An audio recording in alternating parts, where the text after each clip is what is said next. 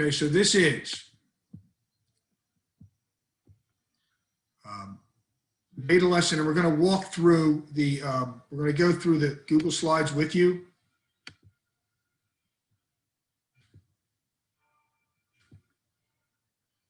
You got to be, you know, you have to be careful about the definition of an unbiased estimator, okay?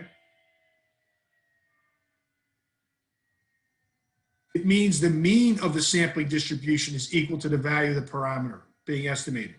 So it doesn't mean you're gonna map on to the parameter each time.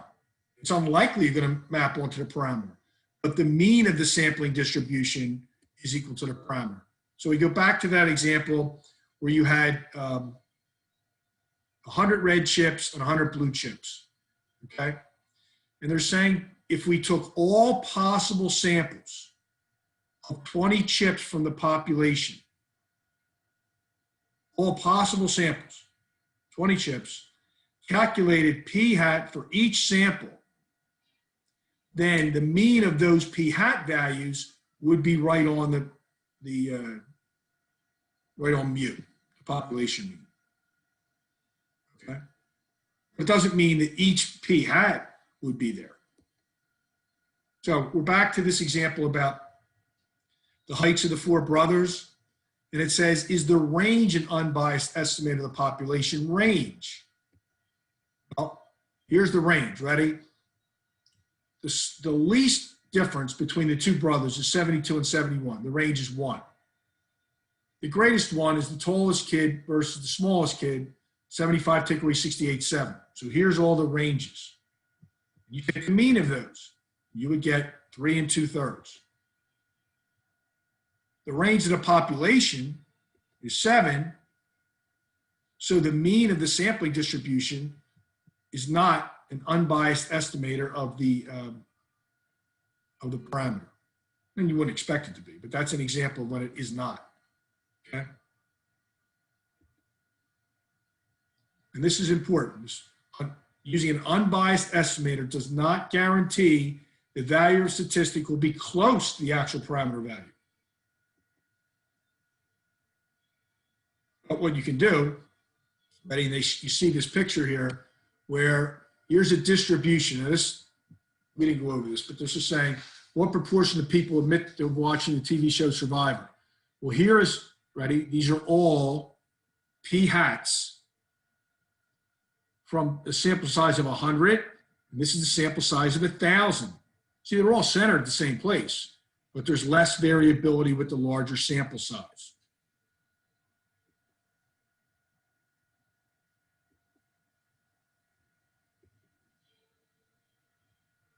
Okay, so here's the distribution you saw before with these X means. And literally, that's what they are. These are all X means or p hats.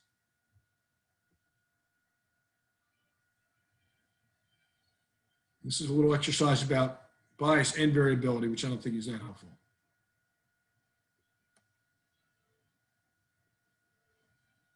So they're pointing out to you, ready? Don't use vocabulary words you don't understand. They'll try and show off at the AP test. But don't mix up accurate and precise. If you can't remember which term to use, don't use either of them. Explain what you mean without using statistical vocabulary. Okay, and then this is where we began the PowerPoint, and this was what was new. The sampling distribution of a statistic, which could be X bar or p hat. That's the center. That's what we're interested in. Okay.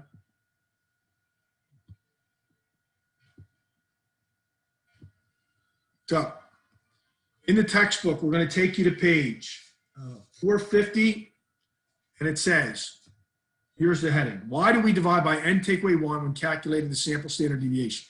So we told you earlier in the year, September, October, that we would quantify this for you. And there's an explanation on page 450. So we're going to pause this for a minute, give you a chance to read page 450. All right, did that clear everything up? No, it's not really helpful. So I took this from the old textbook. So see if we can follow this. And it said, this is going to quantify for you why we divide by n take away 1 when we're trying to get the sample standard deviation. And it says, suppose you have a population that consists of only 3 numbers. And you're going to take a sample of size 2 with replacement. And you're going to have every possible sample. So you have 3 terms. You're going to do this with replacement where order matters. So the first thing you get, well, you get 2 with 2. We're just going to start 2 with every output, every other one, 4 with every other one, 6 with every other one. So there's going to be 9 ways to do this, okay? So you have 2 with 2. The mean of those 2 is 0. Oh, I'm sorry, the mean of the 2 is 2. The variance is 0. I'm getting ahead of myself. The variance is, doesn't matter if you divide by n, which is 2, or n take away 1, because you're right on the mean. So now we get 2 and 4. Well, the mean's 3. Well, now there's going to be a difference in the variance, and here's the calculation. How far is the first number from 3? 2 take away 3, and we square it. Plus 4 take away 3, we square that so the negatives don't work against the positives. We divide by 2 and you get a 1. Divide by 1 and you get a 2. And this is the variance. It's before you take the square root to get the standard deviation. Okay? So you're just going to do this. You're going to complete the table. Are we good? So we did the first 2 for you. So you need to find the means of these values in this column. And you need to find the variance when you divide by 2 and when you divide by 1. You're going to come up with values that go in these cells.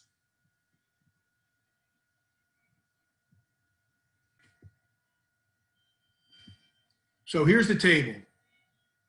Ready? Completed with the values of the variances. On the right column, when you divide by n, take away 1, which in this case would be 1. In the middle column, you divide by n, which is 2. The mean of the set is 4, 2, 4, and 6. So I add up these variances. There's 9 of them. They add up to 12. Divided by 9 is 4/3. These, you divide it by half as much, so this sum is going to be double. 24 divided by 9 is 8/3. So this is the variance when we divide by n, we divide by n, take away 1. So the square root of the variance would be the standard deviation. So we go to population variance, how far each term is from 4, square it so the negatives don't work against the positives, multiply that by 1/3 and you get 8/3. But the 8/3 maps onto the sample standard deviation when you divide it by n take away 1, which makes that an unbiased estimator of the parameter. See, every time you take the sample standard deviation, it's unlikely you're going to map onto the parameter. But if you were able to get every possible sample with replacement, you would map onto the parameter, and that's an unbiased estimator, and that's the one you want to use. So for problem 19, we want to know what proportion of the sample size 2, there's 6 of them, what proportion were red cars, okay? So I called the second red car small case r, just so we don't confuse ourselves. So you have capital R with white, with silver, and with small case r, then white with silver, white with small case r, and silver with small case r. And what proportion of these cars are red? So you say 50%, 50%, and 100%, 0, 50, and 50. So here's the histogram. One proportion was 0, 4 proportions were 50%, and 1 proportion was 100%. So the mean of this histogram, ready, is 3/6.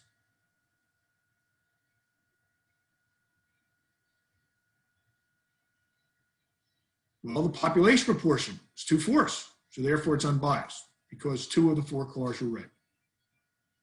Okay, so that's that for 7.1 beta.